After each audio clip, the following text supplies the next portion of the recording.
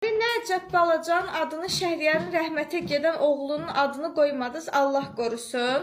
Deməli, bu sual-cavab qutucuğunu qoyanda Zeyd üçün hələ metrika almamışdıq qızlar.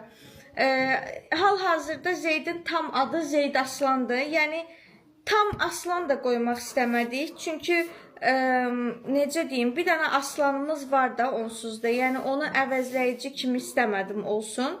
Amma ki, təkcə Zeyd qoymağa da ürəyim gəlmədi. Əslində, son ana qədər ağlımızda Aslan adı qoymaq fikri yox idi. Sadəcə Şəhriyar metrikanı almamışdan 2 gün ya 1 gün qabaq qayıtdı. Mənə dedi ki, sabah gedirəm həkimdən kağızı götürməyə. Day Zeydin də şəxsiyyət vəsiqəsi olacaq, metrikası olacaq. Belə fəxrlə şeylədi. Sonra ah çəkdi, dedi ki, Aslan adı da elə xoşuma gəlirdi, heyf belə elədi. O söz mənə çox pis təsir elədi. Yəni o adı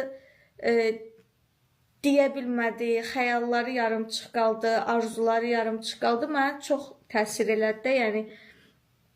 Ona görə dedim ki, get Zeydin yanında Aslan da qoy. Birinci dedim, istəyirsənsə Aslan qoy, problem deyil yəni mənim üçün.